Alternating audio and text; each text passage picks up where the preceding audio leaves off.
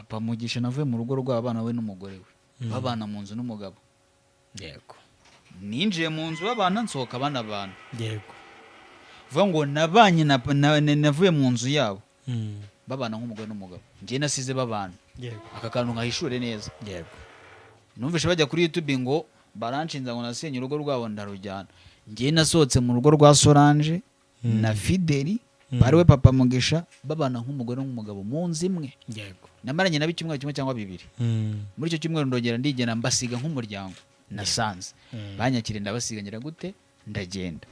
Aha, uje neza kandi nguhaye ikaze. Ubuntu bw'Imana n'urukundo rwayo bibe ku buzima bwawe wowe udukurikira umunsi ku munsi mu biganiro byacu. Nguhaye ikaze kuri Solange TVT ndetse no kuri Prince Robert Rwanda. Twaje nyine kugira ngo tuganire. Uyu mugabo muri kureba kuri kamera yitwa Imani. Nkunda kumwita Amani, ariko Imani na Amani bitandukanye. Ndova ngo biratandukanye. Biratandukanye n'ubundi nkunda kubisobanura abantu. Amazina yanjye ni Imani Emmanuel. Imani mu Kinyarwanda bundi bisobanura kwizera. Emmanuel Imani turi kumwe nayo. Yego. Ngo rero amazina yanjye abenshi bakunda kumva ngo naye Abasilamu. Abenshi Imani arabo binanira bakanyita Amani. Ariko ubundi amazina yanjye nyakuri ni Imani Emmanuel. Imani bisobanura kwizera mu Kinyarwanda. Emmanuel bisobanura turi kumwe nayo. Uvuka mu Rwanda? Yes, ndi umunyarwanda. Okay. Hanyuma nje mu kiganiro cyitwa Family Talk. Yego. Ni ikiganiro nkora kuri Prince Robert, ubwo no kuri Solange TVT mwihangane nyine muri abahanuzi, ariko uyu munsi nje gukora ikiganiro kiri Family Talk. Yego. Nifuje kuganira nawe mu buryo bwo kugira ngo menye Imani ni muntu ki. Impamvu nifuje kuganira nawe, uyu umuntu ambajije ndavuga ngo ni umukameramani wa Solange, sibyo? Yego. Uyu munsi hari umuntu wabaza ubaje nka papa Mugisha kuvuga ati ni umugabo wa Solange, sibyo? Kusekaze. Yego. Memu n'abandi. Ariko ndagira ngo uyu munsi tuganire ubundi Imani ni muntu ki, kuki yisanze muri iyo duel. Gatatu, umbabarire unyemerere uze gusobanura.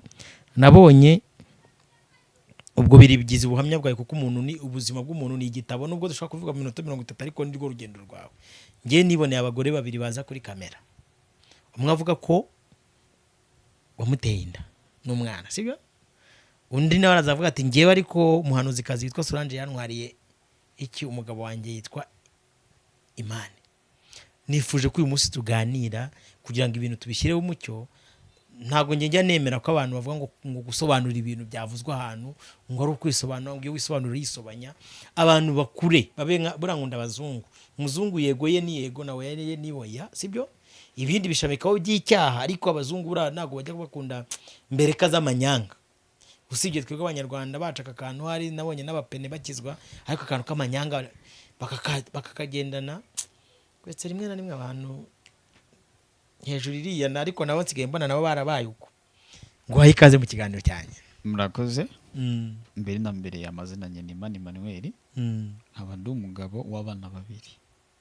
Yego. Abana babiri.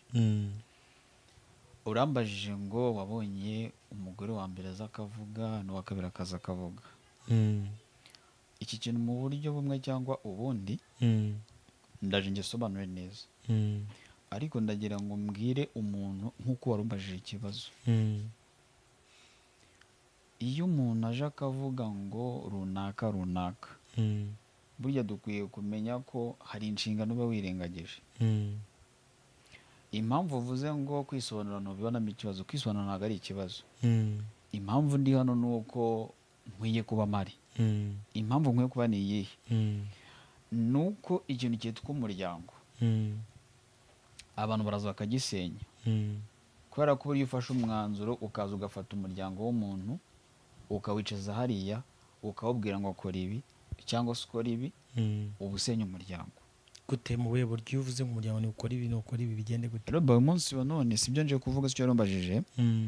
Igituma nice hano ndababaye. Ubabajwe n'iki? Mbere na mbere mbabajwe ko uyu munsi nakubwira abantu nka 5 bari inyuma y'inkuru zavuzwe zibifatika, ariko ntabwo ibyo binzanye hano. Warumbajije ngo umugore wa mbere n'uwa kabiri. Uwitwa Uwimana Chantal twamenye 2018. Yego. 2018 twakijijwe njye na mushiki wanjye muri za 2015 twabaga 2015 twari dutuye hano Rwampara hano mu mudugudu wa Bwiza yego niho twari dutuye baratuzi primaire bashiki wanjye nanjye twize Mburabuturo yego hano kuri iki kibuga cya Mburabuturo nabaye na dowaye waho abantu benshi barabaranze nabaye na dowaye w'ikigo nuvuga ngo dukizwe 2015 twatangije icyumba mu rugo mu gutangiza icyumba mu rugo twari dufite mukadata watureraga twabanaga na mukadata na papa ariko mu gutangiza icyumba tugatangira umurimo hajeho gucikamo kabiri k'umuryango donc aho mwarererwaga yes aho twarererwaga mu gucikamo k'umuryango habayemo ko twebwe twari dufite isambu y'abana twabayeho ko duhindura location bangomba ko tujya gutura mu Bugesera twagiye gutura nta muntu umwe tuziranyeyo ni nka kwa kuvuga ati tuguza ahantu reka tujye kubayo ariko mu by'ukuri ntabwo twagiye kubayo twarapanze kubayo twagiye kubayo kubera ko niho ubuzima bwari butwerekeje yego navuga ngo mu kugerayo buriya umuntu wese wisanze ahantu utazi umuntu n'umwe usibye kuvuga ngo niwe wiyizi nta muntu umwe ubukuzi mu kujyayo twagiye twe dushaka ahantu twasengera ariko mu by'ukuri twe bitewe n'ibyo bikuba twari twaguye mu mutima twari twanaguye ari njyewe ari na mushiki wanjye twaraguye byagezeho ko na Solange yamabagara ngo muzagaruka ikiganiro ati ngereka mbabwiza ukuri nabivuyemo kuko impamvu nabivuyemo Kigali ni iyanyu mwe muyirimo nge ndi uwo mu ntara mureke nibere uwo mu ntara vuga ngo twebwe tukiva muri Kigali bitewe n'ibintu byatubaye kuko roba buriya impamvu mvuze ngo ndababaye umubyeyi watureraga kuva navuka njyewe nkavuka nta rimwe nigeze mwita mukadata mbivuze ubu kabiri kuva uyu munsi wa none umubyeyi watureraga sinigeze ngirana nawe ikibazo ariko uyu munsi ni ari mu bantu bihisha inyuma y'ibiganiro bikorwa impamvu mvuze ni iki dusenga twakoranaga umurimo w'Imana icyo cyumba nawe yazaga gusengeramo akijijwe yego ariko ikintu cyambabaje twagiye gusenga ikanyarira na ba Solange turi groupe n'abandi bantu benshi twagiye na gusenga Imana twenge dukore igitangaza twaje dusanga mukadata afasha abana be twabanaga turi abana yari ngiye nabashiki banjye babiri n'abandi bana be babiri twari batandatu mfite abakobwa babiri n'umuhungu umwe natwe twari abakobwa babiri n'umuhungu umwe twaragiye tuvuye gusenga ku musozi ndibaza umunsi twakoze amasengesho y'iminsi 2 twagiye tumara iminsi 2 muri iminsi 2 Imana tuvuga ati mbavunjemo amasengesho mwakoze mwaje mukora iminsi bako nge mbavunjemo iminsi 120 twaratashye roba wumve ngo uwo muntu twapangaga amasengesho twapangaga kujya gusengera abantu twapangaga kujya gukora ivuga butumwa mu ngo z'abantu uwo mubyeyi turi kumwe twamwitaga mama ku buryo twe twamaze no gusetingamo mama wacu yaturitaba Imana tukumvaga ko uzambara n'ikamba rya mama kuko niwe twakoze twamenye ubwenge tumubona muri make twaramwubahaga ikintu cyatubabaje twese tukagwa twagiye ku musozi dusanze yafasha abana biwe ajya kubashakira icumbi ku ruhande akuramo ibikoresho byabo aragenda abicumbikisha asigamo ibyanjye n'abashiki banjye mu nzu twakodeshaga arangije agenda abwira nyir'inzu ngo genda ufunge inzu nayivuyemo roba Bibiliya avuga ngo uzaraga umwandu umubyeyi mwiza uzaraga umwandu umwana n'umuraga umwandu uva ku Uwiteka nta kindi kintu cyose gituma umutima wanjye numva uguye guto umubyeyi arobanuye abana ko twe tutamurobanuraga ko twese twaravuga butumwa twese kuba mu binginzi bagakora umurimo w'Imana gute yarobanuye abana be bakabakuramo n'ibikoresho byabo bakajya kubwira inzu ngo no mukinga inzu mubwije ukuri twatashye dusanga inzu bayifunze nishe urugi kugira ngo tujye mu nzu mu kwica ingufuri kugira ngo tujye mu nzu yari nge n'abashiki banjye batatu witwa Sifa Iragena Sifa Hana n'uwitwa Iranze Amina Tabita Dorcas mu kuva aho ngaho twase tujya kwa Solange niwe umuntu twemereye kutwakira kuko na papa yahise ajya muri yanzu twari twaraguze aradusiga vuga papa we yagiye mbere yo mu Bugesera yahise ajya mu yo mu ntara ubwo yari yashwanye na mukaso yes barashwanye mu gushwana bahita Gitarama kuko nawe twari dufite inzu ariko hakaba twari dupanga kujya mu Bugesera papa we ahita yigira Gitarama iby'umugabo n'umugore sinajya kubyivangamo ngende ibyanjye nk'umwana ariko mukadato yasigaye muri karite agenda ashaka indi nzu akuramo ibikoresho acumbikisha abana biwe twebwe arangije agera muri inzu ngo mufunge nze naza nsanga inzu ifunze mu gusanga inzu ifunze mu by'ukuri nta handi hantu twari dufite kujya kuko ndibuka ko twarasenga mu mudugudu bari bazi ko dusenga n'irondo ryazaga kutujyana bakadushora tujyanye mu kagari ntabwo uyu munsi wa none ngewe ndi umuntu mu Mana uje utunguranye no cyakoze naraguye ariko ntabwo ndi umuntu utunguranye turi abantu batangije icyumba mu rugo Ampara hariya nta muntu tuzi dufite icyo cyumba n'abari abantu bavuze ubutumwa kuri YouTube hari ukuri birengagije ariko Imana yo izo ukuri twagiye kwa Solange twari dutura muri Okama ahantu hari urusengero rwa Banama ikibuga cya Baranama hariya ahantu twabaga nanababwiza ukuri kera tukiri abana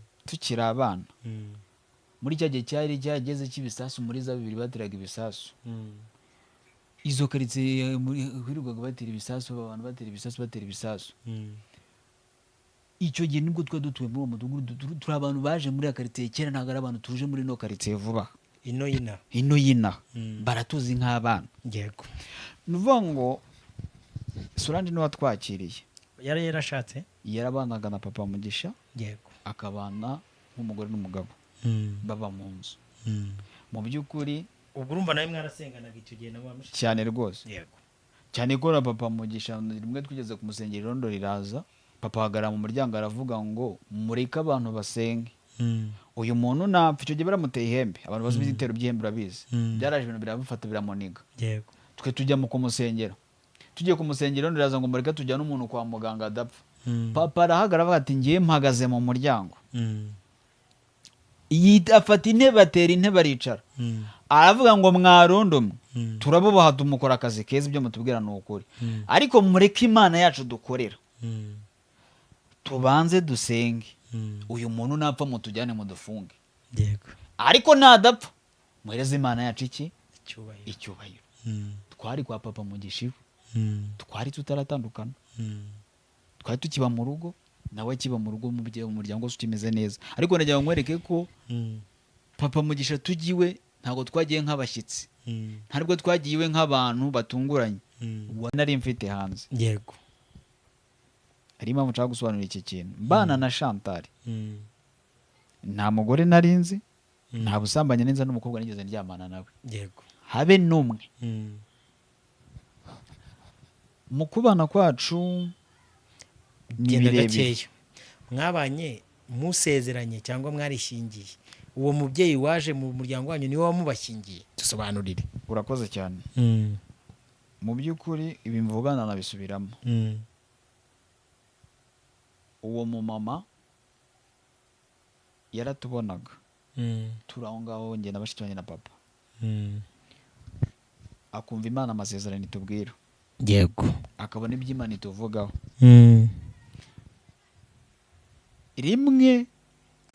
rimwe nari mvuye mu rugo ngiye kumureba yego icyo gihe twari dufite amafaranga mu rugo ariko mu gufite amafaranga ngiye kumwe ngo nsengera njye mfite amafaranga ariko amafaranga mfite ntabwo nshaka ko mu rugo nyabaha ndashaka kuyakoresha ibyanjye mu kujya gusenga we yavuze ko agiye kumpa nimero nkazihamagara ariko simvuge ko ari umumama uzimpaye yego ahubwo njye nsobanure ko ari Imana izimpaye yarazimpaye amaze kunsengera arambwira ngo izi nimero nguhaye ni Imana izimpaye ugenda uvuge ko atari ingezo ubwo ari Imana yaziguhaye naragiye ndamuhamagara mu kumuhamagara mu by'ukuri ari Chantal ari n'uwo wundi wa mubyeyi ntabwo banyeretse umubano bari bafitanye yego ahubwo naje kuvumbura nyuma hari umukobwa wundi waje turiyo aravuga ngo uzi ko burya wakorera diri y'umuntu gushyingira bigakunda de none ushingiye runaka diri iciyemo, nibwo nafungutse ku maso. Imana uretse gatoya dusobanurire iryo tekinika ryabaye, urumva ubivuze nk'umuntu bififite. Donc uwo mubyeyi yagukoreye diri yo gushyingirwa yayikoze ate mu buryo buri deeply yewe yarahanuye. Kuko twebwe ngewe na mushiki wanjye ako mbivuze neza twari abantu batwumvaga imvugo y'Imana tukumva ari ukuri, twari abana mu mwuka. Yego, nimba Imana ivuze no kugenda twaragendaga, nimba Imana ivuze no kuryama twararyamaga, nimba Imana ivuze kuza ubwo mwari muri cya cyiciro abantu benshi barimo n'uyu munsi umuntu yicara avuga ngo Imana iravuze agahita bata ubwo nibyo cy'ububyutse. Yego, ntago bari ububyutse n'ubujiji. no mbese nicyo gihe twari niyo mpamvu biri yita ngo imyaka y'uruzerero cyangwa y'ubujiji. Ikindi cya kabiri nari ntaragira impano y'ubuhanuzi. Rero urumva twese twemera ko umuhanuzi aza kubw'ikintu aba ari cyo. Ntabwo umuhanuzi ava mu mwuka akaguha nimero ngo ugende uhamagare ngo ujye kumuhakana. N'uyu munsi wa none umuhanuzi agiye mu mwuka akandika nimero ngo batakira nimero ntawayihakana. Abenshi ntabwo bayihakana.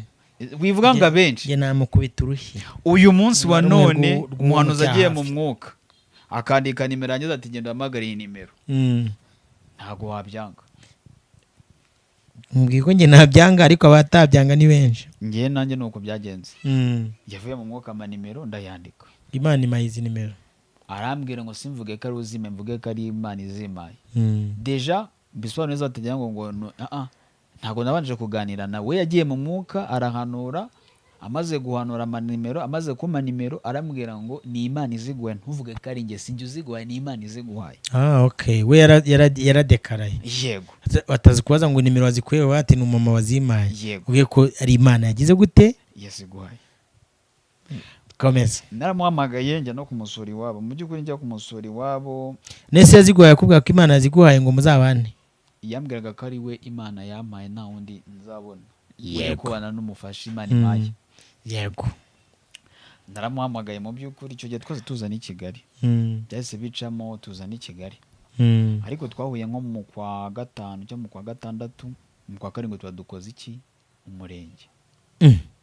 Imana yabahaye nimero z'urupapuro mu kwa gatandatu, mu kwa karindwi mukuru, mu kwa munani 20 umurenge urabaye. Yego, umurenge mukuba nta bushobozi icyo gihe mfite n'akazi nari mfite. Urumva nyine twari abana baraho. Kandi wari wagiye gusengera ngo wari ufite amafaranga? Wari dufite amafaranga katari menshi.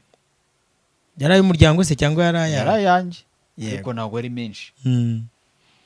Yo kwiyangaja mu bukwe n'iki byose. Ndavuga ngo yari amafaranga yakudepana nk'umuntu w'umusore mu buzima bwa buri munsi.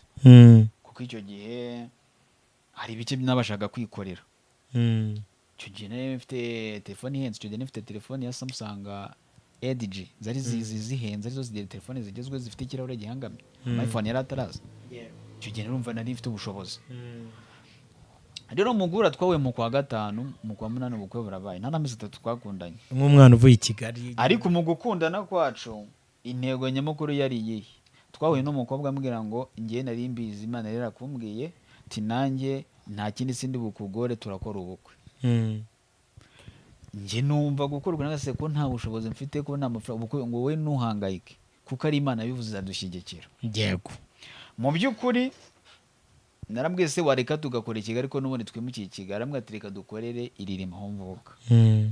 Nawe yarabyivugiye neza, aravuze ngo uwitwa Mazimaka wari umuyobozi w'ikigo ngo witwa DDP niwe wahamagaye igitifu umurenge twe twasezeranye umunsi wacu na wundi muntu urimo. Wa munsi wa privé wawe. Ko numva babishyiragamo imbaraga zihuse. Baratubukingiye. Mazimaka yahamagaye igitifu kuko yari umuyobozi wa gereza, hamagara igitifu. Igitifu ahita atubwira ndabaho uyu munsi. Chantal ko yarafite ubushobozi. Chantal sinavuga ko yarakoraga. Ariko kuri konti reka mvuge n'amafaranga yari ari kuko ndayazi. Twahuye na yarafite amafaranga atageze mu 500 kuri konti. Twahuye adafite amafaranga mu 500 kuko uyu ukundana n'umuntu abikubwira. Twahuye na n'ibihumbi 500 biri kuri konti. Yego, ruvuga ngo rero umurenge nuko wabaye. Umurenge wese ubera iwabo, twagiye mu murenge twiyakirira iwabo. mbese ibintu byose biba iwabo, kuko nyine nabusobanura ko nta bushobozi, byose biri iwabo. Ariko ikiri nyamukuru ni iki? Ikiri nyamukuru navuga ngo cyatumye ntandukana nawe uyu munsi akaba ari uko nanjye nkaba ndi ukwaye, kuko uyu munsi mfite icyangombwa kingerekana ko natandukanye twashakanye, ndagifite. cya divorce uragifite? Cya divorce ndagifite. Yego. Mfite icyangombwa nadekaraye ku irembo, cyo kudekara ku irembo cy'uko watandukanye n'uwo mwashakanye wari ukwe nawe, nyine cy'uko nicyo cyangombwa baguha. Ntabwo baguha ngo uri umusore cyangwa baguha cy'uko watandukanye n'uwo mwabanaga. Ubu Obamani ntabwo ari umusore n'umudivorce? Njye ndi umudivorce. Yego. Kandi w'abana babiri. Ba Chantal? No. Chantal dufitanye umwe.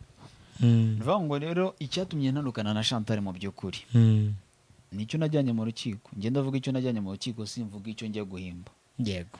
Mu rukiko najyanye ibirego 4. Icya mbere, gufata imyanzuro mu rugo tutabigiyeho inama. Yego. 2, ihohoterwa rishingiye ku mutima, rishengura umutima. N'ikindi kijyanye n'ishengura ryo kuba umuntu yatuma imitekerereze idakora, kwangiza imitekerereze yawe. Kwangiza imitekerereze yanjye. Ikindi cya 2 kijyanye n'imyaka 6 ntabana nawe.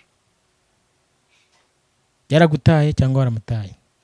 Mva mu rugo twagerageje kunga imiryango biranga.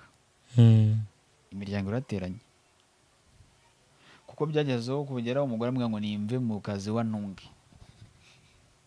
Roba, byagezeho mu rugo nimukaga buri mezi 2. Roba, byagezeho icyo gihe nari mfite umugisha nakoreraga n'abanyamazungu bakama amadolari, nimukaga buri mezi 2. Kubera izihe mpamvu? Madamu aho twimukiraga ngo bamugirira ishyari ngo kuko abayeho neza, ngo ari mwiza, ngo bakamufuhira ngo twimuke. Inzu nishyuraga ni amezi 2. Yari mwiza se koko ama? Tukibana yari mwiza. Yego. Twabanaga buri mezi 2 tukata twimuka. Buri mezi 2 tukimuka. Yego. Buri mezi 2 tukimuka. Nize butafataga decision nk'umuntu w'umugabo cyangwa na ubwana bwari bukikurimo? Burekase. Byagezeho naho nzana na musaza we turabana. Musaza we tubana mu nzima. Yego. Nawe tukajya twimuka, tugakomeza twimuka buri mezi 2 tukajya twimuka. Mushorera. Ari umugabo wo muri quartier ngo nagajyama na mabiri. Uzi ko yari karande. Abira ba yagiye kare. Bigeraho noneho umusaza we dukorana mu kazi. Hajya muvana mu rugo tukajyana mu kazi, nkamukorana mwigisha gukora, tujyana mu kazi turakorana. Yego. Nawe tukajya kwimuka. Imiryango nayo itangiye kubona ko ari ikibazo. Imiryango itangiye kubona ko ari ikibazo. Kubera iki? Byageragaho ufata imyanzuro we ntamve imyanzuro nafasha kumva ko agomba gukurikizwa imyanzuro yiwe. Yego. Tubana ikintu cyadutandukanyije hanini kwari ugufata imyanzuro ku giti kiba kumva ko njye nta myanzuro ngomba kugira. Mwapfuye imyumvire? Twapfuye imyumvire. Okay. Icyo gishyizweho umucyo. Icyo gipfushyizwa mucyo. Rero nuvuga ngo dufitanye umwana umwe. Ubwo Chantal ndagisobanuye. Mwamaranye igihe kingana iki Chantal? Nta n'imyaka 2. Twabanye 2018 2020 twari twatandukanye. Okay. Uyu mwana wa kabiri na nyina baje bate? Urakoze cyane. Navuze ngo tukijya mu Bugesera twari twaguye. Ntabwo navuga ko twe tubagaze mu murongo. Ubwo mwaretse ibyo kwizera no gusenga? Deje urumva twe duhuye n'igikomere cy'ababyeyi. Ababyeyi tubonye batandukanye, abo twafata nk'ababyeyi baratandukanye. Hano twari dufite igikomere cy'ababyeyi batandukanye. Njye naraguye. Mu kugwa mu kugera mu Bugesera kurari nagiyemo, cyangwa se itore twajyamo Benezeri ni mo Forotine, uriya witwa Forotine, twarimbaga muri korari. Ariko mu kurimba muri korari agakungo kabaho k'abasore cyangwa se k'insoresore muri korari. N'abakobwa? N'abakobwa. Yego. Baba bagenda habamo imiteretano iteye ubwoba muri korari, ibyo ndabizi. Usibye uyu ufite ijwi icyo gihe muri iryo tora nari umuvuga butumwa nabwizaga. Umve ko ibintu byanjye byo kuvuga Imana si ubu. Twavugagamo n'ubutumwa. Mu kuvugamo ubutumwa ariko ni bya bindi muri korari bivuga ngo iyo uzi kuririmba undi akaba ushinzwe iki n'iki n'iki mu kominikana. Burara abantu bakundana muri korari atari uko bakundanye urukundo, ahubwo bakundanye kubera ko bafite ikintu kibahuza muri korari. Diru zibahuza. Aba bari inshuti, bazita inshuti. Twakinaga amasene, nateraga ikorasi duhagurutsa, twarimbaga muri korari yari dirije. Uwo mukobwa? Iyo mukobwa ari dirije. Yego. Rero mu by'ukuri mvi Kigali naraguye, nawe yaje kuva muri korari aragwa ava i Kigali. Icyo gihe ariko ni imbere y'uko ushaka? Nabanye na Chantal, ibyo ni imbere y'uko nshaka. Kuko mbana na Chantal twese twaraguye, ari umukobwa yaraguye nanjye naraguye. Uwo mukobwa se niwe wamuteye inda mbere cyangwa yimuteye nyuma? namubonanye nawe nyuma. Okay, nicyo nari ndi kubaza. Nuvuga ngo rero tuva mu Bugesera nkimara gutandukana na Chantal nongeye guhura n'uwo mukobwa ariko duhura nk'abantu bafitanye amateka baziranye. Urumva hari ibintu byinshi twaba tuziranye, twabanye muri korali, umutereseho twavuganye ivugabutumwa. Buriya umuntu mwasuranye akazi iwanyu warwara iki muri korali mugakorana amasengesho, ni umuntu uba ukuzi, ntabwo ari umuntu wakuri. No mu gukora ubukwe yarabyumvishe ko nakoze ubukwe, arabyumva biragenda. Rero mu kumenyana nawe nongera kumenyana bituma tubyarana. Twese twabaye turi abapagani, ntawabaga mu rusengero, mwari mwarucitse, twese twari twaraguye. Ubu tuvugana njye nigeraga mu kabari nkanywa, yego njye sinkubeshye numvaga ko uyu munsi wa none rigana nitangira ukuri abantu batari bazi. Ubu abantu baraza bagatanga uburari ijambo wakunze wavuze ndagukunda, ariko nubwo barababizi bavuga ngo amakuru ya Imani wabwiye ura mubyeyi nimba n'umubyeyi watangaje inkuru, genda ushaka amakuru ya Imani. Mu by'ukuri yatanze amakuru atariyo. Bundi mbere yuko menyana n'uriya njye nari naraguye n'inywera inzoga nigera muri piscine kuryoshya. Hari na event yabaga ari ya nimba uhazire bari uri intuye Indera, karaganda kazamo kuzamuka Indera. Hari event ni uziko najyaga hari akabari kari hano Gisimenti nani Kiremera, najyaga nkabakanzanira table y'inzoga bagashyira ku meza, abakobwa kaza kambwira ngo watubabare ukadusohoka, nawe aticara umwe nurambo dugutaye. Mu by'ukuri ari umuntu uzakavuga amakuru ukumva ari yagutangiye igice, akumva uvuye kumva wagakwikuza, ukumva bakagombye kuyitangira. Wari watanze abanyarwanda ngo ariko ngo hari igihe bajya bamvuga ngo nkagira ngo singiye ngatega amatwi ngo numve niba ari bari kuvuga. Hano kuri YouTube umuntu azaga kuvuga kabate ko subura ni ngiye ari kuvuga cyangwa n'undi wenda babonye umeze nkanjye, ko numva bari kumbeshyira cyangwa bari kuvuga gahoro. Yego rero mu by'ukuri bamvugiye uwo ntarewe. Njye Nyamirambo iranzi, ugiye Cosmos yanzi, Nyamirambo iranzi, ugiye Remera baranzi, hari utubari twinshi, ugiye na hariya hegera harya mu Migina ye uranzi. Hari ahantu benshi bagiye bageza gute banzi. Yego ahantu benshi barakuzi. Muri icyo gihe rero nari muri uwo muvuduko, muri ayo navuga ngo muri ayo maraso ashyushye, nibwo nabonanye nande na Forotine, nibwo twahuye. Yego ariko nanjye cyankuruye amakuru nari mfite nuko nawe yararaguye atari mu nzu, nawe yarabaye ibandi nkaho ntabwo yarari mu nzu y'Imana. Yego rero ibyo kuvuga ngo sinje kumuvuga, twese twahuye tudakijijwe, dukora ibintu biva mu mwana. Icyo nemera umunsi wa none, umwana dufitanye umwana kuko yitwa nibura mwana ndamukunda, yitwa n'izina ryanjye rimwe, afite n'izina ryanjye rimwe, yitwa Imani Siena Agano, afite izina ryanjye rimwe, ntabwo namwegana n'uwanjye. Yego twawe rero turi mu byaha, twese turi kwiryohereza, turi kwirira ubuzima. Mu kurya ubuzima havamo icyiza cyo guhaga. Yego cyiza cyo kurya umuntu yari yarahaga, yari yarahaga. Njye narariye turahaga, ikimenyetso cy'uko twari tugahaga twibarutse umwana. Yego umwana arahari kandi simwe mu bivumbuye, si twe tubivumbuye. Rero icyo nabwira abantu, ntago ntihakanye ko ntamuzi, ndamuzi, n'umwana uvugwa n'uwanjye, ntago mwihakana. Yego ni umwana wanjye, ariko mu buryo bumwe cyangwa ubundi afite ubuzima bwiwe, nanjye nkaba mfite ubwanjye. Ntago mwabanye we nk'umugore n'umugabo mwabonanye kubera ibyo byaha mwari murimo. Uyu munsi nongeye mbishyireho umupaka, nongeye mbishyireho n'umucyo. Nta muntu mbana nawe, nta n'uwo mfitanye gahunda nawe, ari Chantal ari Forotine mfitanye gahunda nawe, kuko uriya tubyaranye umwana agiye kuza ejo bundi uje imyaka 2. Mu myaka 2 ntago ngiye wanze, nawe ntaganze. Nivuga ngo umuntu umaze imyaka 2 mudahuza umubiri ntago ari umugabo wawe. Yego nivuga ngo mu gihe kuva yasaminda, nyuma yuko turiye tugahaga, ibyavuyemo nyine twakiriye ibyo, umwe akomeza uko n'undi akomeza uko. Yego amana none ndashaka ngo tuze, sibyo? Ikigaragara nuko mbere ngo ari inshuti na Solange na Papa Mugisha n'umuryango, waje kongera guhura na Solange kugera no ku rwego uyu munsi kuri YouTube, bitewe n'ibyavuzwe abantu bavuga ati Amani ni umugabo wa Solange. Urakoze cyane. Solange ngiye nazaga kubareba, nje kubareba kuko sister wanjye dutandukana tujya mu Bugesera, we yasigaye Kigali kwa Solange. We yagumye kwa Solange? Yagumye kwa Solange. Okay. mu by'ukuri mushiki wanjye ajya gushaka Solange niwe wabigizemo uruhare. Urumva nta babyeyi twari dufite, yego, nta kirengera nta kirera twari dufite.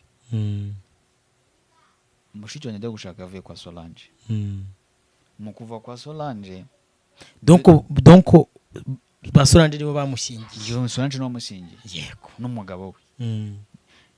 Umugabo wa mushiki wanjye yaje kwa mama Mugisha na papa Mugisha mu rugo. aje nko kugira gute, gusaba no gukwa, aje kuvuga ngo uyu mwana murera witwa Sifa uyu n'uyu ndashaka ko tubana. Yaje mu rugo aza mu muryango w'umukobwa.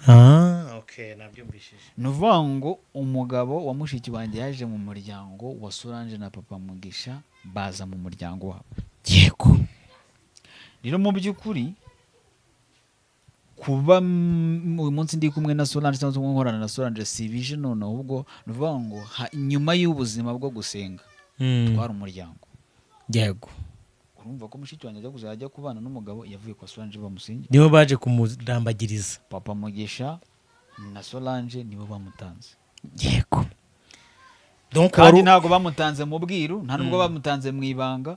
Umusore yaje mu rugo arabateguza, araza arabasura. Yego. Nkuko umusore ateguza nzaza kubasura, araza akabasura mu ikaze, bamuha karibu, baracara baraganira. Papa Mugisha niwe wanatetse na fanta zangwe niwe waziserivye. Yego. Turi umuryango, ntabwo ndi umushyitsi. Nyuma y'ibyo ngiye njya kugwa nabeshye, navugishije ukuri. Ngiye nyuma y'uko ngo sinzi kubeshya no kurya ku ruhande. Ngiye naguye ndabaye naguye, niyo nakijijwe nawe nakijijwe. Ngiye naragoye, narabaketa ibintu byo gusenga, narabwiye na Solange ati sura ngewe ibintu byo gusenga iyo Mana yanyu muyigumane, ngiye yarambabaje, nabivuyemo ndagwa. Ndambwira ati muri gahunda nitwe twatangije umurimo, tuguha icyumba ariko gisigarane, usigara ubiyobora, twe turigendeye. Yego. Nge nigende ku giti cyanjye. Muri ayo mambi yanjye nikoraga nayakoraga Solange atayazi. Nabyo yarazi. Abikuze twaravuganaga se. Ariko ngo wajyaga na Dubai. Ibyo ndabigeraho.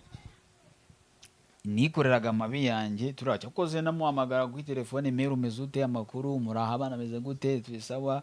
Agaga kose wazadusuye uzanzajya numva uraho nta no kugera mu rugo. Ndawe ati nzaza. Ariko mwe minsi ngabane mfite deal yo kwikinira ngajya Dubai. Mu kugenda Dubai nagiye nawe atabizi, nagiye na Solange atabizi. Nta n'umuryango n'umuntu wo mu muryango wo mu rugo wamperekeje. Habe n'umwe. Diri ikintu cyongeye kumuza na Solange. Dubai warugiye mu biki? Yagiye mu kazi. Okay. By the way nanabisona mfite n'akazi keza. Nanabwira abantu baza kuri sobye umuntu. Ndaza kubivugaho. Yego. Menya Dubai, nongera kumenyekana na Solange. Nari mfite umukobwa twakundanaga. Naramuhamagaye ati ngiye dire ngo umukobwa ngiye kujyana mu muryango. Umukobwa ngo ngiye kubazanira, nzamuzana iwawe mujyana no kwa Sizi, ni mwebwe mfite. Nzamujyana kwa mushiki wanjye, nanamukuzaniye umurebe wicare uzinga umukobwa tuzabana n'uyu. Yego. Nibwo nongeye guhuza communication twongera kuvugana, ariko ubwo nari hanze. Ntabwo nari ndi mu gihugu. Yego.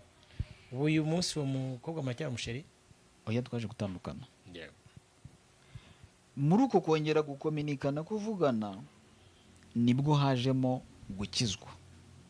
Nibwo nongeye kuza gukizwa. Nongera kuza gukizwa. Mu kongera gukizwa urongera urihana mbega. Inge nta muntu waje kumbwiriza ubutumwa, ijwi ry'Imana ryaranyisanye nkuko Sawuli ari kugenda mu nzira, ko ijwi rikamuga ngo Sawuli wiririza iki bundi, kuki wirirwa umpiga nshaka yiki? Ndenganyiriza iki? Mu gihugu cy'abazungu tudahuje uruhu, nagiye kumva ijwi ryaza rirambwira ati ibindi bite byawe, ibintu ni bibiri, urapfa cyangwa urabaho, hitamo kimwe. Ndabati ndabaho. Nimba baho ibintu ni bibiri, urihana ureke ibyaha byawe, ureke n'ingeso zawe, ukizwe umbere umukozi. Ndati ko bikomeye, ndati hitamo gupfa cyangwa gukira. Nuko ijwi ryaje kambwira urapfa urakira. Ndati ngenda kira. Ngiye nihamagara Solange ngo ati rero mere, Imana yaje iransanga nawe intumyeho. Irambwira ngo ninkizwe umurimo nataye. Ubivuga ko tujya mu Bugesera nkagwa, nasize umurimo. Nzi Kigali dutandukana n'umugore, nasize umurimo. Twawusigiye Solange turigendera. Imana yarambwira ngo ibyo wataye ugomba kongera kujya kubireba. Yego. Numvise ari ihurizo. Kuko ubuhamya nyine naramaze gukwepa, Imana naragiye. Yego. namagaye Solange namubwira ati ndashaka kwatura, Imana imbabarire gusambana, Imana imbabarire kwiba inzoga, Imana imbabarire iyi mico yose ndayivuga, ndatura mbyenda meneka. Ati Imana imbabarire irari ry'umubiri, imbabarire kwikinisha, byose ndatura, ntacyo nasize inyuma. Gusomana imbabarire, kurara mu kabari imbabarire, kwiba n'uburyaryi byose ndatura. Ariko mu kumaturira ze ngabwiza ukuri, yumvisha ari nk'abawe, yumvisha ari nka kwa kundi bisanzwe, n'undi kuko yazi ko nagiye yaragatiri ko nubwo wate ntabwo mbyemeye ko nyijijwe. Yaratuye ati nda Imana ikubabarire ndagusengera ariko birangiraho, ntitwongera no gukominikana. Aheruka muhamagara natura gusa. Rero mu kwatura, maze kwatura narengeye no komeza gusenga kwanjye.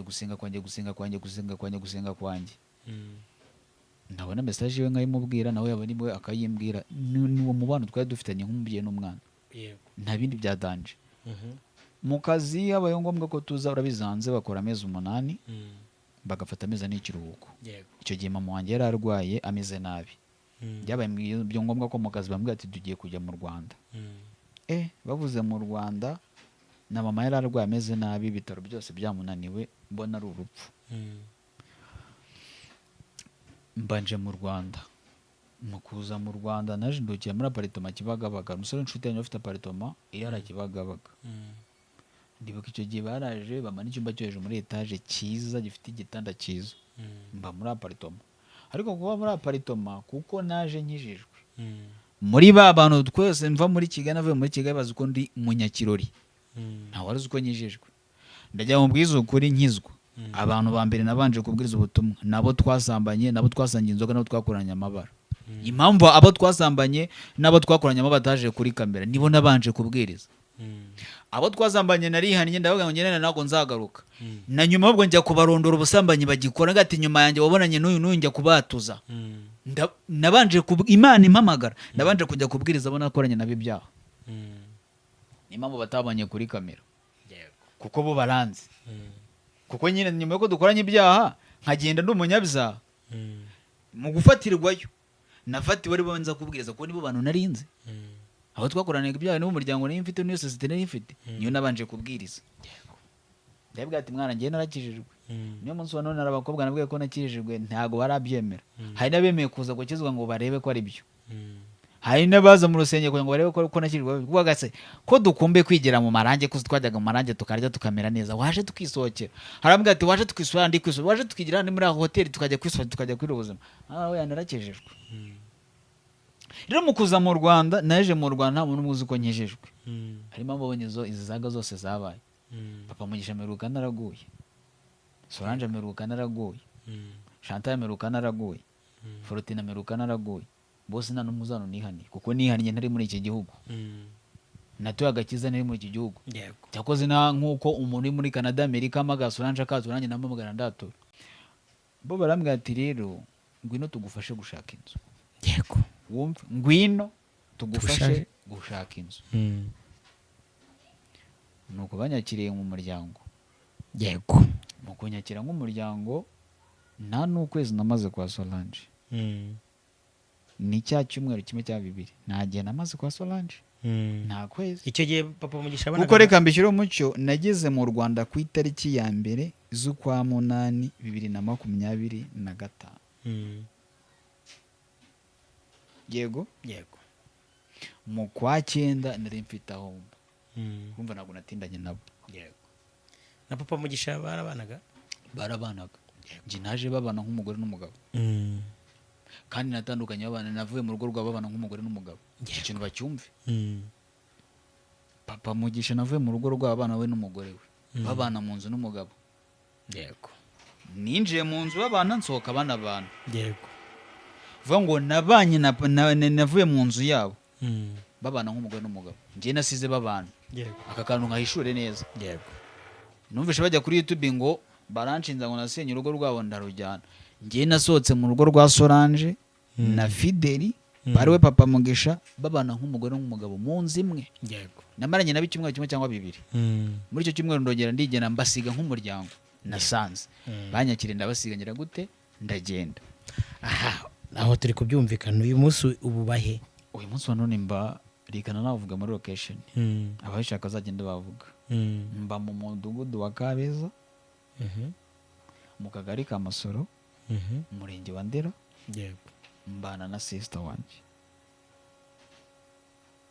yego niwe tubana niwe ari imyenda yanjye niwe ari ibintu byanjye byose. connection yawe na Solange izigaruka ite? Urakoze cyane. Connection yanjye na Solange rero izite cyangwa se igaruka ite ku kindi kumwe na Solange uyu munsi muri rusange uyu munsi yego nanone hari umuntu uza akavuga ati ngewe ariko ngewe nitwa Robert sibyo yonje kwa Solange Imana musangayo yego connection backing we na Solange igaruka ite ku buryo umuntu ngewe niba Robert umbajije ati intro zose naje hano n'uyu munsi naje Amani musanga hano. Urakoze cyane. Impamvu ndi kumwe na Solange ni YouTube. Ndi umukozi wa Solange TVT. Uyu munsi wa none mfite badge y'akazi ya manager. YouTube channel ya Solange ni njye yifite. Nyuma ya Kimanuka. Yego. By the way nakanabisho twaje buriya Kimanuka akora kwa Kimanuka twarajyanaga nagabambireba. Ntabwo akenshi hari message agiye asora turi kumwe. Solange yicara Kimanuka hari buriya bavuze ngo Kimanuka yatwenguka ko twakoraga turi na batatu. Kimanuka yicara akabaza Solange tukitayira. Hari gihazaga n'abandi bantu. Yego. Ntabwo yakoraga ikiganiro wenyine nabaga mpari. Vuga bya YouTube kugira ngo mbyinjiremo nabanje kujya muherekeza akorera ibiganiro. Kugira ngo byige mbimenye.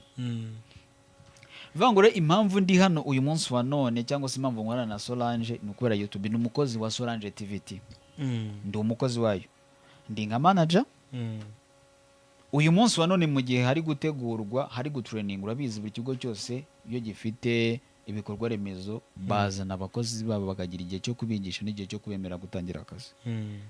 Uyu munsi wa none ndi manager ariko nkaba nufata amashusho nkaneditinga nkafata n'amashusho ya live bivuga ngo ibikorwa byose babona ibiganiro byose babona guhera ku ifoto kuri thumbnail ku editinga buri kantu kose ninjye ugakora uploading byose ninjye ubikora. Mu kubikora iyo afite ibiterane ninjye uri gushaka communication yose ibijyanye ku material kugira ngo abe online ibijyanye kujya mu masengesho ninjye uri kubitegura nka manager. Vuga ngo Solange uyu munsi nagakiri wenyine afite team nini. Yego. Nawe arabivuze ati hari team imfasha. Mu bikorwa byanjye ntabwo ni njye nyine mfite abamfasha. Ngiro ndi hano nk'umukozi wa Solange TVT ushinzwe ibikorwa bya Solange TVT. Yego. Nkaba nari njye nyine akaba ari n'ahandi mutabona hano kuri kamera. Kuko Solange TVT ni nini. Ni nini. Rero umunsi wa none impamvu nkorana na Solange turi kumwe n'uyu munsi tukiri kumwe nuko ndi umukozi we ni mu mvugo y'isi ni boss ni mabuja. Yego. Ni mabuja. Rero abantu bazatubona none se mabuja agiye gukora ikiganiro runaka turajyana. Impamvu abenshi bazatubona ahantu hatandukanye henshi. Yego. Mu itoro runaka azajya kuvuga ubutumwa nzaba ndiyo. Mu ntara azajya nzaba ndiyo. Muri hotel runaka azajya gufata ikintu nzaba ndiyo. Mbese ahantu hose abari kuko nyine afite ikinyamakuru cyangwa se afite umuyoboro w'ivuga butumwa mbamari. Yego. Ni impamvu batubonana ni impamvu ushaka kuza mu rugo ntumbure kubera iki nyuma yo gufata ibiganiro nk'ubu dufashe iki kiganiro dufashe ibiganiro bijya muri bitatu biraza kumfata umwanya munini mbikora birantwara nk'iminsi 2 mbikora. Iminsi 2 ndajya ku editing mve ku editing njye ku uploading mve ku uploading njye gushaka tamanye njye mvuga ngo birantwara ibintu byinshi. Ibyo byose ninjye ugize gute bikora. Rero mu gihe mfite imikoranire impuza nawe ngomba gukora igare turi kuko nta kintu ngomba gukora namubaza buri kintu cyose ngiye gukora nabaza mabuja mbikore gute. Boss mbikore gute iki mbikore gute menyekane abantu ko ngiyewe nta kintu ushobora gukora ntamubajije iki tegeko ryose cy'umuntu ngiye gukora mbanza kumubaza. Yego. Mbo ndumva bibishyizweho umucyo ndashaka ko dusatira umusozo w'ikiganiro cyacu. Yego. Ibindi bazatubaza muri comment tubasubize. Ni iki wabwira Papa Mugisha uyu munsi bitewe n'ibiganiro yakoze? Kabiri abamwumvishe nyine bakumva kuri kwe kuko twebwe muri media tugira icyo bita both side and conclusion. Donc impande zombi n'umwanzuro w'ibyo twumvishije. Ubwo ndi kuba abumvishije uruhande rwe bakabumvishe n'urwa Amani sibyo? N'urwa Solange twarukoze na rukozeho. Uyu munsi abakunzi donc babyumvishije ni iki wababwira dusoza? icyo nabwira papa Mugisha njye mufata nk'umubyeyi kuri njye kuko yaratwakiriye turi abana, yego, akadufata agashyingira mushiki wanjye, akananyakira. Mu by'ukuri inkuru yamvuzeho ni ikinyoma. yego, icyo njye namubwira, buryo iyo ufashe umwana ukamwirukana, iyo ufashe uwo mwashakanye ukamuharabika, mu by'ukuri ikintu uba ukoze ni iki? Uba wangije ubuzima bw'uwo muntu, yego, uba wangije ubuzima bw'uwo mwana. Njyewe ubutumwa namuha, nareke kwangiza umuryango we, agaruke mu rugo kuko urugo rwiwe n'urwiwe. njyewe Imana Emmanuel ntabwo ngana na Solange, ni boss. Kabiri, ngiye gushaka, ntabwo nashaka Solange w'ababyeyi batanu w'abana batanu.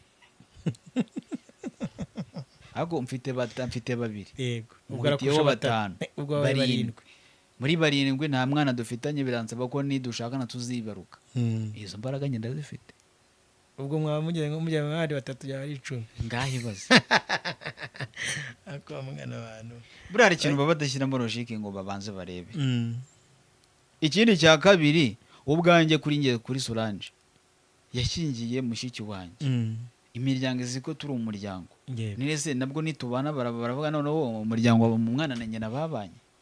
Hari ibintu bitakwiye kuvuga, kamema ibintu bidakwiye kuvugwa. Ni impamvu umunsi wane ikintu nashatse kuvuga, impamvu mvuze ngo umubyeyi ufata umwana ukamwirukana uba wishe ubuzima bw'uwo mwana. Namenye ko ari kunyicira ubuzima, ari kunyicira ubuzima kuko uyu munsi wa none mfite akazi, rekana n'abamenera ukuri. Hari ikigo nanabonye muri iki gihugu cyagiye kungira umujyanama w'ikigo gikomeye, cyari cyampropose kiramwe rero bitewe n'ubwenge tukubonamo, turashaka kuko utubera umujyanama. N'abantu bakomeye sinabamenyesha ko mwahita mubona bo baba kuri social media, ariko agisora kiriya kintu nta kintu bongeye kumvugisha. Banyivango we yanyiciye izina kandi ukura kuzi. Rero icyo namubwira, nagaruke mu rugo abane n'umuryango wiwe. Nge ntago naje nsanga ari kumwe n'umugore wiwe, nanagenda ari kumwe n'umugore wiwe. Atandukana n'umugore batandukanye ntahari, nibo ubwabo bitandukanyije ntabirimo. Rero aho abinzanamo nge nambabare kuko ari kumpemukira. Yego, nge niyo message namuha. Ikindi nabwira abantu, abantu bakora inkuru, mugakora inkuru ku bantu. Solange ntago aba mu ijuru, Solange ntago aba muri Canada, Solange aba mu Rwanda i Kigali. Waje ugasaka Solange ukaguha amakuru. Kabiri, wampamagaye nkaguha amakuru. Ziko mu byabaye nta muntu n'umwe wigeze umpamagara ngo mwime interview, nta wigeze ampamagara. yego, ngambwira waje ukaduha ukuri. Cyakoze baravuze, ariko nta wampamagaye ngazeme amuhe interview. N'uwampamagaye ambaza nimero za Solange. Nkibaza niri se kuki bavuga ibintu banyirubwite bari bagamaga banyirubwite bakazakivugira ukuri. yego, Turi mu Rwanda, tuba kuri social media biba turabireba. Waje ukavugisha nyirubwite, ukamenya uruhande rwiwe. Rero ntago mbana na Solange, tunateganya no kubana, ntituzanabana kubera ko n'uyu munsi mbishyiraho umucyo.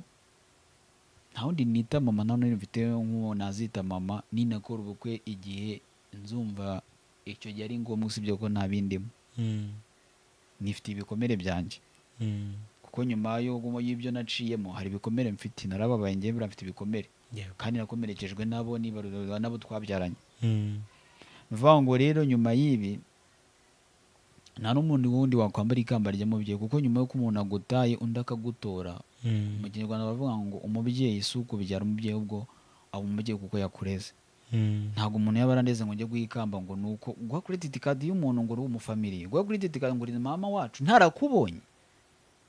Undi yaraje akamfata akandira akanyigeje disupera akansubiza ku murongo ngo njye guha credit card umuntu ntabonye. Nanabivugira ukuri, njyewe icyo mpanga kuri Solange nka Imana nukuza mu igamba ry'ababyeyi nakoze ubukwe akaza akambara ikamba ry'ababyeyi bakarima, kuko mama ni munsi uyu munsi uri kubana na sister wawe, yego konegisi bakinga we na Solange igaruka ite ku buryo umuntu ngewe niba Robert umbajije ati inshuro zose naje hano n'uyu munsi naje amani musanga hano. urakoze cyane. Impamvu ndi kumwe na Solange ni YouTube. Ndi umukozi wa Solange TVT. Uyu munsi wa none mfite badge y'akazi ya manager. YouTube channel ya Solange ni ngiye ifite nyuma ya Kimanuka. Yego. By the way nakanabisho twaje buriya Kimanuka akora kwa Kimanuka twarajyanaga nagabambireba. Ntabwo akenshi hari message agiye asora turi kumwe. Solange yicara Kimanuka hari buriya bavuze ngo Kimanuka yatwenguka ko twakoraga turi na batatu. Kimanuka yicara akabaza Solange tukitayira. Hari yazaga n'abandi bantu. Yego. Ntabwo akoraga ikiganiro wenyine nabaga mpari. Bimwe bya YouTube kugira ngo mbyinjiremo nabanje kujya muherekeza akorera ibiganiro. Kugira ngo mbyige mbimenye. Vangure impamvu ndi hano uyu munsi wa none cyangwa se impamvu nkwana na Solange ni ukubera YouTube. Ni umukozi wa Solange TVT. Ndi umukozi wayo. Ndi nka manager. Uyu munsi wa none mu gihe hari gutegurwa, hari gutraining, urabizi buri kigo cyose iyo gifite ibikorwa remezo bazana abakozi babo bakagira igihe cyo kubigisha n'igihe cyo kubemera gutangira akazi. Uyu munsi wa none ndi manager ariko nkaba nufata amashusho nkaneditinga nkafata n'amashusho ya live. Bivuge ngo ibikorwa byose babona, ibiganiro byose babona, guhera ku ifoto, kuri thumbnail, ku editinga, buri kantu kose n'ibyo ugakora. Uploading n'ibiki byose. Uploading byose n'ibyo ubikora. Mu kubikora iyo afite ibiterane ni njye uri gushaka communication yose ibijyanye ku material kugira ngo abe online, ibijyanye kujya amasenyesha ni njye uri kubitegura nka manager. Vuga ngo Solange uyu munsi nagakiri wenyine afite team nini. Yego. Nawe aravuze ati hari team imfasha. Mu bikorwa byanjye ntabwo nigeye nyine mfite abamfasha. Ngiro ndi hano nk'umukozi wa Solange TVT ushinzwe ibikorwa bya Solange TVT. Yego. Nkaba ntari ngiye nyine akaba ari n'abandi mutabona hano kuri kamera. Kuko Solange TVT ni nini. Ni nini. Rero umunsi wa none impamvu nkorana na Solange turi kumwe n'uyu munsi tukiri kumwe nuko ndi umukozi we ni mu mvugo y'isi ni boss, ni mabuja. Yego. Ni mabuja. Rero abantu bazatubona none se mabuja agiye gukora ikiganiro runaka turajyana. Ni impamvu abenshi bazatubona ahantu hatandukanye henshi. Yego. Mu itoro runaka azajya kuvuga ubutumwa nzaba ndiyo. Mu ntara azajya nzaba ndiyo. Muri hotel runaka azajya gufata ikintu nzaba ndiyo.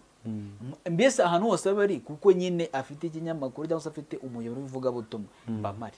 Yego. Ni impamvu batubonana, ni impamvu ushaka kuza mu rugo ntumbure. Kubera iki? Nyuma yo gufata ibiganiro nk'ubu dufashe iki kiganiro. Dufashe ibiganiro bijya muri 3. Biraza kumfata umwanya munini mbikora birantwara nk'iminsi 2 mbikora. Iminsi 2 ndajya kweditinga mve kweditinga njye ku uploading mve ku uploading njye gushaka tamanye njye mvuga ngo birantwara ibintu byinshi.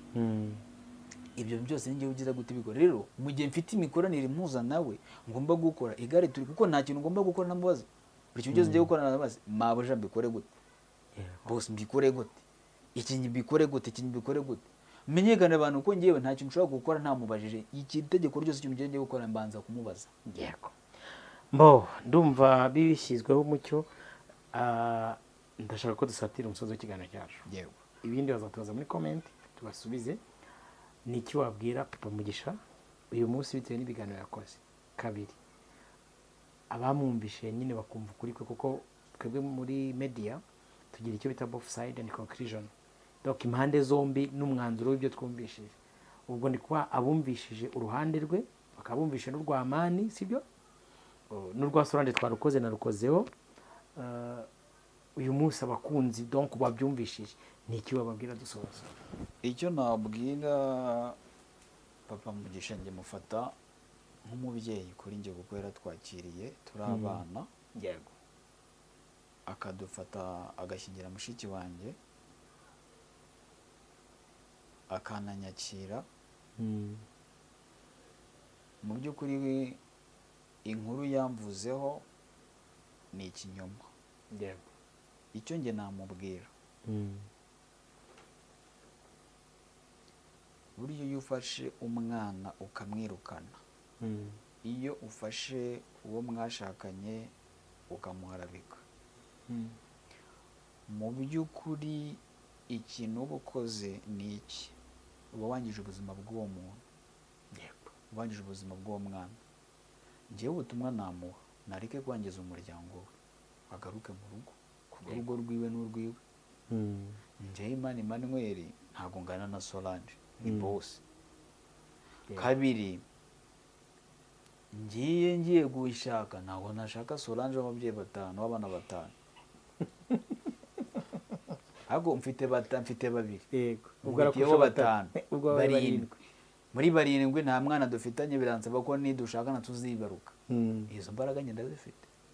Ubwo mwaba mujya abandi batatu yari 10. Ngahe bazi. Ako mwana abantu. Buriya hari ikintu baba badashyiramo logique ngo babanze barebe. Ikindi cya kabiri, ubwanjye kuri ngiye kuri Solange yashingiye mushiki wanjye. Imiryango izi ko turi umuryango. Nese nabwo nitubana baravuga noneho umuryango umwana na nyina babanye. Hari ibintu bitakwiye kuvuga, ari ibintu bidakwiye kuvugwa.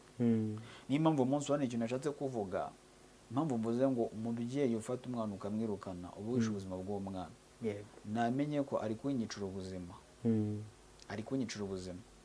Kuko uyu munsi wa none mfite akazi, reka nanabamenera ukuri. Hari ikigo nanabonye muri iki gihugu cyagiye kungira umujyanama w'ikigo. Ikigo gikomeye. Cyari cyampropose kiramwe rero bitewe n'ubwenge tukubonamo. Turashaka kuko utubera umujyanama. N'abantu bakomeze n'abameshuninga ko mwahita mubona baba kuri social media.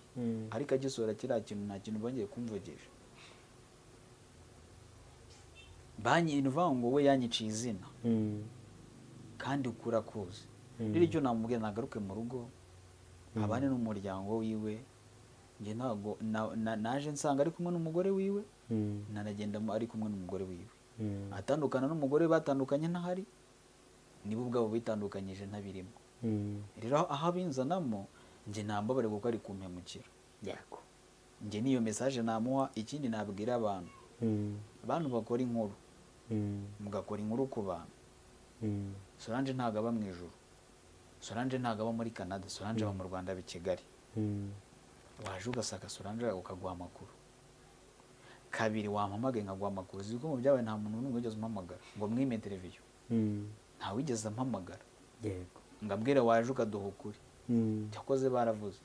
Ariko nta wampamagaye ngo azeme amuhe interview. N'uwampamagaye ambaza nimero za Solange. Nkibaza nire se kuki bavuga ibintu banyurubwite bari bagamaga abanyurubwite bakazakivugira ukuri. Yego. Turi mu Rwanda. Tuba kuri social media biba turabireba. Waje ukavugisha nyirubwite. Ukamenya uruhande rwe. Rero ntago mbana na Solange. Tunateganya no kubana. Ntituzanabana. Kubera ko n'uyu munsi mbishyireho umucyo, nta wundi nita mama, nta n'undi mfite nk'uwo nazita mama. Ninakora ubukwe igihe nzumva icyo gihe ari ngombwa, usibye ko nta bindimo. Nifite ibikomere byanjye. Kuko nyuma y'ibyo naciyemo hari ibikomere mfite. Narababaye njye mfite ibikomere. Kandi nakomerekejwe nabo twabyaranye. Bivuga ngo rero nyuma y'ibi nta n'umuntu wundi wakwambara ikamba ry'umubyeyi, kuko nyuma y'uko umuntu agutaye undi akagutora, mu Kinyarwanda bavuga ngo umubyeyi si uko bibyara umubyeyi, ubwo aba umubyeyi kuko yakureze. Ntabwo umuntu yaba arandeze ngo njye guhikamba ngo nuko ngo credit card y'umuntu ngo uri umufamiliye, ngo credit card ngo uri mama wacu ntarakubonye. Undi yaraje akamfata akandira akanyigisha dusubira akansubiza ku murongo ngo njye guha credit card umuntu ntabonye. None bivugira ukuri njyewe icyo mpanga kuri Solange nka Imana nukuza mu igama ry'ababyeyi nakoze ubukwe akaza akambara ikamba ry'ababyeyi bakarima, kuko mama umunsi namfite nta muntu mfite. Kwa nta mama mfite rero mfite uburenganzira bwo kuba yazakambara iryo kamba ry'umubyeyi. Cyane ko n'ubundi yaryambaye hehe? Yaryambaye kuri mushiki wanjye. Yego. N'ubundi rero afite no kuzaryambara kuri inde? Afite kuzaryambara kuri njyewe. Yego. Rero niyo mpamvu icyo navuga ngo nta mubano dufitanye, nta n'urukundo dufitanye, nta n'ubucuti dufitanye. Uyu munsi ndi umukozi kuko mfite ibyo nkora. At the end namaze kuba ni ibindi nkora n'ibindi bizazamo abandi. Kuko urumva na ibyo bintu byose nkora nibikora ndi umwe. Bikora ndi njyenyine.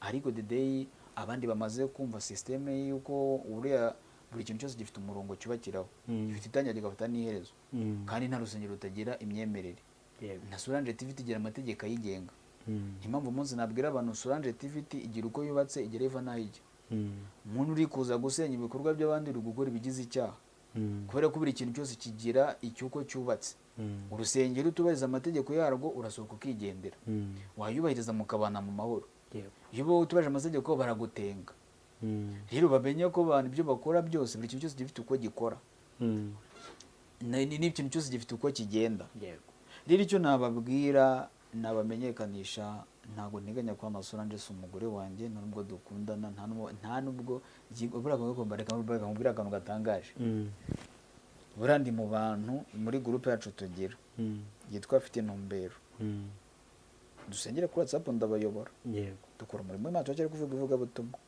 na mukanya tugiye gukora amateraniro muri groupe bagiraga ikintu cyo guhoberana ndi umuntu wanga guhoberana bazanaga ibintu byo guhoberana nkabya ati mu munze nabazi mu mujya ngo muhobere umukobwa nkireho agatuza kiwe numve na profile yiwe n'imisatsi ye ngende mutekereza ngende umuntu ufite philosophe nanga guhoberana yabaze ko nta nahoberana na Solange ariko banyire bashyize ifoto twasomanye yabaze ko ntago ndahoberana na Solange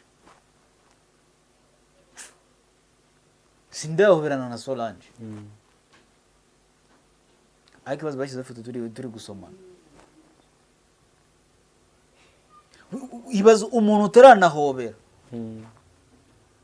iyo bayita artificial intelligence none wumvi ukuntu abantu bica ubuzima bw'umuntu ibaze ko no mu nzozi narota sinarota mbwira Solange shiri sinarota mbwira Solange ngo wampaye ibaze ibintu bitakubona mu ntekerezo ibintu utanarota rigana no kubwiza ukurumva ko bavuga ngo Imana iravuga bamwe abantu bahanura niyo Imana ze kamwe ngo umugore ni Solange nayo iyo ntinabaho nimbi nabaho iyo ndayihinyoshe yego nibyavamo n'umutima wanjye usibye n'umutima n'umubiri sinanabyibona amashusho sinanayize yego nje ntago umuntu umubiri wanjye n'ubwonko bwanjye n'imitekerezo n'umuryango wamaze kwakira ko ari umuntu wo mu muryango muri nge mbona ari umubyeyi kuri nge namuhaye icyubahiro cy'umubyeyi bitewe n'ibikorwa yakoze kuri nge nabaye umugabo we icyo ni ikintu ntakumva no mu bwonko bwanjye amareka dusoza ikiganiro nyine abantu baravuga mwana abantu baravugana kandi ntabwo bazareka kutuvuga